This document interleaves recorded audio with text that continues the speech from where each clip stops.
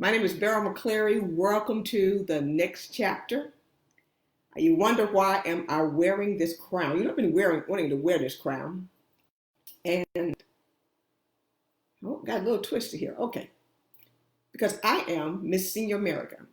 Miss Senior Florida America. Can you believe that? Here I am at this age. The qualifications were to be from ages 60 to 90, and I decided I would apply. And it's interesting because I remember in high school, at least 40 years ago, I attempted to be Miss Teen America locally. Didn't have a clue what I was doing. Didn't know anything. I was an orator. Didn't know anything about dressing, talent, in small time Leesburg. I'm going to get this straight because it was straight. Okay. So this is my first time publicly wearing my crown, and I hope you enjoy it. COVID-19 has taken away some of the opportunities for a minute, but I look forward to the national competition there in Atlantic City in October and would ask that you join me. Why am I doing this? It's to show you that we still have opportunities and that our dreams are still limitless. Even at this last round of life, assuming we have another 25 years. The next chapter has been the book that I've written. It's also the name of my show. The book, the next chapter, is about redefining the way we say yes to ourselves. It's about redefining how we show up for ourselves. It's the way we choose ourselves in the midst of a congested, crowded, and noisy world. Thank goodness it has slowed down some here with COVID-19. What a glorious opportunity to readjust and realign. What's the purpose of the show? As a mother, as a wife, mother of six, a wife of Thomas McClary, an entertainer, as an attorney, both criminal defense, civil defense.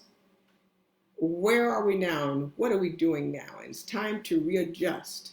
And of course, my new reign, as if I have nothing else, and I'm going to adjust my crown. I knew something to do in order to serve people. And I hope this crown is an example of where we can go from here. About how I have redefined myself. That was part of one of the goals that I had, was when I decided to train for a half marathon. I asked you all to write down 50 goals. And I didn't care how dumb they were, or how outrageous they were. And the reason why I ask you that, because so often, as we get caught up with the congestion of life, we forget to dream. And our perception of the world and the perception of ourselves becomes a little jaded. You can either look through the world through those rose-colored glasses, or you can look through the world through a pair of shades, dark-colored. You can look through the world, your eyeglasses by your bifocals or multifocals, but how are you now perceiving the world? How are you now perceiving yourself? And that's what we're going to talk about today. Now we've got a list. I even started my list. I started a new list of goals for me for this upcoming year, and it's changed from the beginning of the year. And another reason why we do it is so that we can refocus. What are you focusing on? Perception is how you view reality. But if we commit ourselves to our goals, and you won't commit yourself to all of them, what you're going to do with however number that you have, we're going to number them in importance: 1, 2, 3, 4, and 5. 1 would be the ones that we can achieve fairly immediately or within a year, 2 within 2 years, 3 within 3 years. Where would you like to see yourself? How do you perceive yourself in 2021, 2022, 2023? It is to refocus from the negative. No more negativity, no more words. Let me know how you're doing too. I want to thank you all. You've been so gracious. Those of you who are on, I want to ask you, how was your weekend? How were you doing? Let me know. Put it in the chat box. Are you learning anything? I sure get great questions, and I'm so glad to hear from you. I want to let you know that I don't take that for granted. Hey, Joyce, is so glad to see you this afternoon, and how much we appreciate you. But that's where we are. How do you define yourself right now? And how do you plan to redefine yourself? And how do you plan to show up? We are writing our story every day. And if you don't have any goals, you're not writing a story. You're standing still. And we're not here to stand still. We're here to redefine ourselves, look at the self-examination, and to serve others after we have served ourselves, because we are not going to give the world our leftovers. And so we take this time to inhale so that we can exhale something great. I went through my goals. Of course, you know I want to go parasailing. I want to jump from an airplane. I want to become a multi-millionaire in my own right. I want to become a world-renowned speaker, and it just went on and on. But interestingly enough, I even at this point didn't get 50. I would like a cook, even though I like to cook. I would like 2 maids full-time all the time. I don't know what they'd be doing. I needed those 2 maids every day when I have a bunch of children, but maybe just to take a picture and look at them, because some of our wealthy friends had them. I don't know. But I did put it all in there as something to shoot toward. Of course, I wanted a movie. I want a Netflix movie. I want to see my husband in it. I want to see me in it. I want to be an actress. I've got a bunch of stuff. What do you have? I want you all to, I challenge you to put in that box some of the things that you put in for your next chapter, which is starting right now, things that you plan, that you have goals for. Right now, write them down. Hopefully I can see them from this distance from where I'm sitting, and share that with me.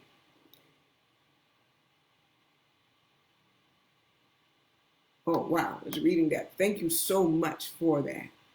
We were looking at perception and how things come into your life and how you look at it.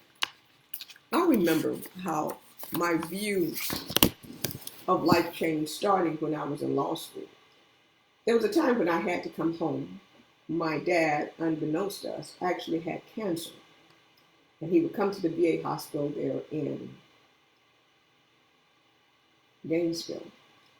There came a point when I was asked to leave school to go help take care of Dad. And of course, I was a young person like everyone else. I might have been 21, 22, the first year of law school. And our priority in law school was to make law review, to establish ourselves so that we can compete for the jobs. Everything was highly competitive. Everything was focused on material things, which is no problem because it takes material things to buy things, to achieve things. That was okay. But we hadn't become well-rounded. So during that summer, I took care of Dad there in Leesburg, Florida, with no air conditioning, of course. And all the carpet in the room was removed because of, we had to mop it. And Mom had to work. And it was interesting. Every day that Mom went to work in the afternoon, Dad would always tell me how much he wanted to die. And I would be so young. And I was like, oh, Dad, wait until Mom comes home. And that was my dad. He would allow me to comb his hair because he had straight hair, put bows in it, ride me around, and then thereafter, shortly after school resumed for the semester, he died. Now, what about perception? My perception about what was important was then altered. That brought such a change in me that I couldn't help him. And then I found out that there were other things in life to be cognizant of: compassion, empathy. And so when I went back, I was looking at some of these things that we're fighting for or we're striving for really didn't make a difference. I thereafter found out that I had a thyroid condition. It was called Graves' disease, and I didn't realize it. My hair was falling out in chunks. My neck was thickening, had a quarter. I didn't know it. Memory lapses, eyesight was greatly affected. And I tried so hard to achieve. And what I perceived, which was incorrect, and I'm talking about perception. Perception will not, it changes, and it should change. I thought I was just struggling and just couldn't do well. I'm like, I've done well all my life. I achieved, not knowing that I was sick. My eyes were bulging, and I went to a dentist, and they identified I had Graves' disease and called me to come in immediately. By that time, I was aware of it because the symptoms had become so extreme that I couldn't see it. At one point, prior to diagnosis, I thought that maybe I wasn't comprehending and I wasn't as good as other people. After diagnosis and learning what Graves' disease entailed, my perception of my achievement again changed. Oh, I was sick. I didn't even know. So actually, I hadn't fallen off the ladder. I actually was still, if you want to say, smart. I then had to make a bunch of changes as it relates to academia in order to take exams. And then after that phase, I did achieve and become the achiever that I was. But then my perception as to what I looked like and looking at others, I started to diminish because it left me with a protruding, bulging eye. The scar tissue behind the bulging eyes had thickened and it wouldn't return. So one eye was extremely exaggerated. And I was very, very conscious of it. Again, perception. And I was always trying to put on makeup and redo it because I didn't want people to think, other students, to think that I was some kind of alien. I thereafter went to the doctor after I graduated to get something done about the eye to put it down. And I found out it couldn't be unless they popped my eyeball out and sewed it together. And I said no. I went home. And at that time, I was on fire for the gospel, and I chose to believe God. I chose to believe God. And every day I would get up for a year and a half, expecting. So we're going to get with that perception, commitment, and expectancy. Expecting there to be a change in the way I saw things, change in the way I looked. So every day, before I went to work, I was a public defender then. It was probably 1982, 1983. I would pull my little eye down, and I said, thank you, Lord, for healing my eye. And I would go in anticipation, because I was tired of putting on my makeup a little different on this side, because I perceived myself not being as attractive, but I wanted to get out there and make those closing arguments, etc. And I kept on, but I kept believing God, even though nothing had happened. And I will never forget, later in 1983, I was looking in the mirror, and my sister was with me. And I started to yell, Trisha, Trisha, Trisha, God heal my eye. Look at my eye today. But what we're talking about is expectancy. I didn't get into defeat. I still expected the change to happen. So with our perceptions, we will not understand how bad the world is, and the world is coming to an end, and these other final days. No, it's not. It's your best days. And we're going to commit ourselves to some of the goals that you have articulated and written on that sheet of paper that you want to achieve. Because what we're doing is realigning. And that's what I'm here for, to encourage you to realign. If you don't have a job, if you've been disbarred, if you've been out of the medical profession, I've got all kinds of friends with all kinds of things happening. Change your perception, for we are still winners. Still have that expectancy and that hope, and read one more book. Take one more course. Look at that outline of those things that you want to achieve. I want to do X. I don't want to do Y. I want to do Z. How are those things achievable? Focus on those things. Change your perception. You know, the Bible it does substantiate this. It says in 2 Corinthians, I think, the things that we see are temporal. The things that are unseen are eternal. And so we look at the eternal hope. And there's an eternal hope that we can overlook those things that are at our fingertips. You don't be stuck with, the lack of money, or don't be stuck with my business is not prospering. Everyone right now. But someone is prospering. Let's see what they're doing. Let's see what their perception is. Let's see how they're looking at that glass that says it's half full and not half empty. Let's look at that goal that when we get up in the morning, we're not looking at the things we see. I'll tell you the history of the crown, which is very interesting. My daughter became one of my twins, Mariah, desired to become the freshman and then thereafter sophomore queen. Sophomore queen, she didn't win. And we had never done anything with beauty contests or with anything involving running for queens. I've never heard them expressing interest. And her first time she tried it, she was not successful. And I looked at it. She says, Mom, it was my dress. My dress. They hit my dress. It was my gown. I didn't know what she was doing. I just grabbed what I had because she did it last minute and she was way in Alabama. And so she was so disappointed because she so much wanted it. Like we have in life, we so much want things. And it may work really hard for it to come.